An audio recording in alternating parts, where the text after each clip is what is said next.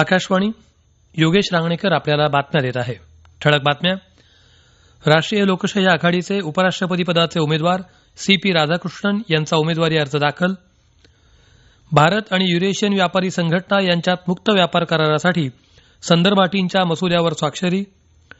कृत्रिम बुद्धिमत्ता, सेमीकंडक्टिंग आणि सिलिकॉन क्षेत्रात आवश्यक मनुष्यबळाच्या जोरावर आपण वर्चस्व गाजवू शकतो. महाराष्ट्र राज्याचे मुख्यमंत्री देवेंद्र फडणवीस यांचा विश्वास. आगामी पुरुष आशिया करंडकासाठी 18 सदस्यीय भारतीय पुरुष संघाची हॉकी इंडियाची घोषणा. आणि येत्या 2-3 दिवसात महाराष्ट्र, गुजरात आणि देशाच्या ईशान्य भागात अतिमुसळधार पाऊस पडण्याचा हवामान विभागाचा इशारा. आता सविस्तर बातम्या. राष्ट्रीय लोकशाही आघाडीचे उपराष्ट्रपती पदाचे उमेदवार महाराष्ट्राचे विद्यमान राज्यपाल CP राधाकृष्णन यांनी काल आपला उमेदवारी अर्ज दाखल केला. यावेळी पंतप्रधान नरेंद्र मोदी यांच्यासह केंद्रीय मंत्रिमंडळातले सदस्य उपस्थित होते. राधाकृष्णन हे एक यशस्वी उपराष्ट्रपती ठरतील आणि देशाच्या प्रगतीला त्यांचा मोठा हातभार लागेल असा विश्वास मोदी यांनी समाज माध्यमावरील संदेशात व्यक्त केला आहे. रशिया आणि भारतानं परस्पर हितसंबंध जपत सातत्यानं सहकार्य करण्याचे मार्ग शोधले आहेत असं मत भारतातले रशियन दूतावासाचे अधिकारी रोमन बाबुश्किन यांनी व्यक्त केलं. ते काल नवी दिल्लीत पत्रकार परिषदेत बोलत होते. दोन्ही देशांमधील संबंध विस्तारत असल्याचं सांगत वैविध्यपूर्ण परराष्ट्र धोरणासह भारत एक अग्रगण्य आर्थिक शक्ती असल्याचं त्यांनी म्हटलं आहे. परराष्ट्रमंत्री डॉक्टर S जयशंकर यांच्या मॉस्को भेटीसह या वर्षाच्या अखेरीस रशियाचे राष्ट्रपती पुतीन यांच्या भारत भेटीसाठी तयारी सुरू असल्याचंही बाबुश्किन यांनी सांगितलं. भारत आणि रशियामधील धोरणात्मक भागीदारी मजबूत करण्याच्या उद्देशानं परराष्ट्रमंत्री डॉक्टर S जयशंकर मॉस्को इथं आज रशियाचे परराष्ट्रमंत्री सर्गेई लाव्हरोव्ह यांची भेट घेणार आहेत. या भेटीत द्विपक्षीय, प्रादेशिक आणि जागतिक मुद्द्यांवर चर्चा होणार असून यावेळी कृषी, विज्ञान तंत्रज्ञान आणि पायाभूत सुविधा सहकार्यातील प्रगतीचा आढावा देखील घेण्यात येईल. भारत आणि युरेशियन व्यापारी संघटना यांनी मुक्त व्यापार करारावर वाटाघाटी सुरू करण्यासाठी संदर्भ अटींच्या मसुद्यावर स्वाक्षरी केली आहे. वाणिज्य विभागाचे अतिरिक्त सचिव अजय भादू आणि युरेशियन आर्थिक आयोगाचे व्यापार धोरण विभागाचे उपसंचालक मिखाईल चेरकायव यांनी मॉस्को इथं या करारावर स्वाक्षरी केली. या प्रस्तावित मुक्त व्यापार करारामुळे निर्यातीला तसंच सूक्ष्म, लघु आणि मध्यम उद्योगांना चालना मिळेल असं वाणिज्य आणि उद्योग मंत्रालयानं एका निवेदनात म्हटलं आहे. युरेशियन व्यापारी संघटनेमध्ये रशियासह आर्मेनिया, बेलारूस, कझाकिस्तान आणि किर्गिस्तान यांचा समावेश आहे. भारतीय विशिष्ट ओळख प्राधिकरणानं आधार आधारित ग्राहक पडताळणीसाठी स्टारलिंक या खासगी उपग्रह आधारित इंटरनेट सेवा प्रदात्यासोबत सहकार्य केलं आहे. त्यामुळे पारदर्शकता आणि जबाबदारी सुनिश्चित करताना आधार सेवा वितरणामध्ये सक्षमता येईल. तसंच आधार प्रमाणीकरणाचा वापर देशाच्या डिजिटल पायाभूत सुविधा सक्षम करण्यासाठी होईल असं इलेक्ट्रॉनिक्स आणि माहिती तंत्रज्ञान मंत्रालयानं एका निवेदनात म्हटलं आहे. भविष्यामध्ये कृत्रिम बुद्धिमत्ता, सेमीकंडक्टिंग आणि सिलिकॉन या तीनही तंत्रज्ञानामध्ये आवश्यक असणारं मनुष्यबळ आपल्याकडे भरपूर असून ते बळकट करण्याचं काम केलं तर या तीनही क्षेत्रात आपण वर्चस्व गाजवू शकतो असं मत महाराष्ट्र राज्याचे मुख्यमंत्री देवेंद्र फडणवीस यांनी काल पुण्यात व्यक्त केलं. MKCL म्हणजेच महाराष्ट्र ज्ञान महामंडळाच्या रौप्य महोत्सवी स्थापना दिनानिमित्त आयोजित कार्यक्रमात ते बोलत होते. यावेळी प्रमुख पाहुणे आणि MKCLचे अध्यक्ष डॉक्टर अनिल काकोडकर, संस्थापक डॉक्टर विजय भटकर इत्यादी मान्यवर उपस्थित होते. दिवंगत पंतप्रधान राजीव गांधी यांच्या 81व्या जयंतीदिनी पंतप्रधान नरेंद्र मोदी यांनी काल त्यांना आदरांजली वाहिली. राजीव गांधी यांची जयंती सद्भावना दिन म्हणून साजरी करण्यात येते. मुंबईत मंत्रालयात महाराष्ट्र राज्याचे उपमुख्यमंत्री अजित पवार यांनी गांधी यांच्या प्रतिमेला पुष्पहार अर्पण करून अभिवादन केलं. राजभवनातही राजीव गांधी यांच्या प्रतिमेला पुष्पांजली वाहून अभिवादन करण्यात आलं. हे राष्ट्रीय बातमीपत्र आपण आकाशवाणीच्या पुणे केंद्रावरून ऐकत आहात.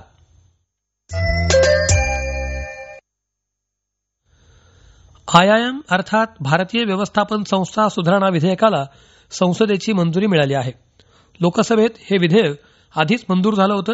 राज्यसभेतही काल त्याला मंजुरी देण्यात आली. बिहारमधल्या मतदार याद्यांच्या पुनरीक्षणासह विविध मुद्द्यांवर विरोधकांनी संसदेच्या दोन्ही सभागृहात गदारोळ केल्यामुळे कामकाज वारंवार आणि शेवटी दिवसभरासाठी स्थगित करण्यात आलं. लोकसभेत इलेक्ट्रॉनिक्स आणि माहिती तंत्रज्ञान मंत्री अश्विनी वैष्णव यांनी ऑनलाईन सट्टेबाजीवर निर्बंध घालणारं गेमिंगचा प्रचार आणि नियमन विधेयक लोकसभेत काल मांडलं. ते आवाजी मतदानानं मंजूर करण्यात आलं. ई स्पोर्ट्स, शैक्षणिक आणि सामाजिक गेम्स यासह ऑनलाईन गेमिंग क्षेत्राला चालना देण्याबरोबरच त्यावर नियमन आणणं हा या विधेयकाचा उद्देश आहे. कोणत्याही प्रकारे ऑनलाईन गेम्सद्वारे सेवा आणि जाहिरातींच्या रूपानं आर्थिक व्यवहारांवर पूर्ण बंदीची तरतूद या विधेयकात आहे. या विधेयकात 3 वर्षांपर्यंत तुरुंगवास आणि 1 कोटी रुपये दंड किंवा दोन्ही अशा शिक्षेची तरतूद आहे.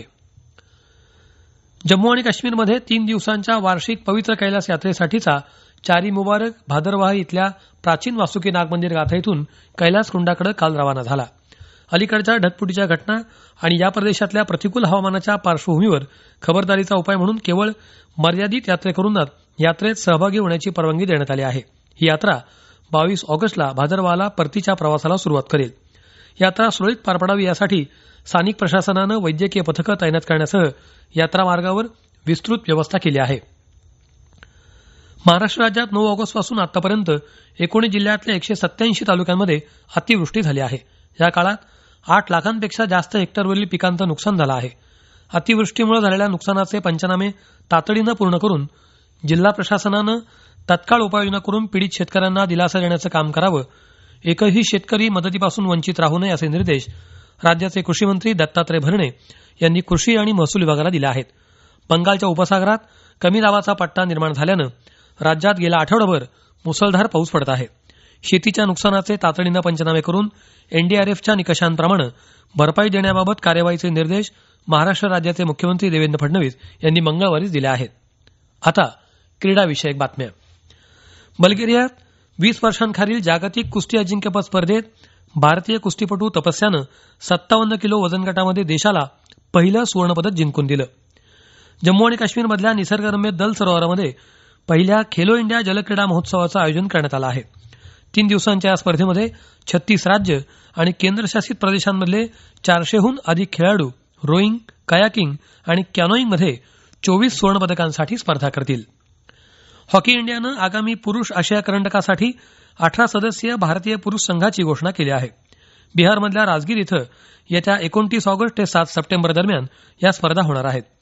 भारताला जपान, चीन आणि कझाकिस्तानसह अ गटामध्ये स्थान देण्यात आलं असून भारतीय संघ 29 ऑगस्टला चीनविरुद्ध सलामीचा सामना खेळेल. तर 31 ऑगस्टला जपान आणि 1 सप्टेंबरला कझाकिस्तानविरुद्ध भारतीय पुरुष संघाचा सामना होईल.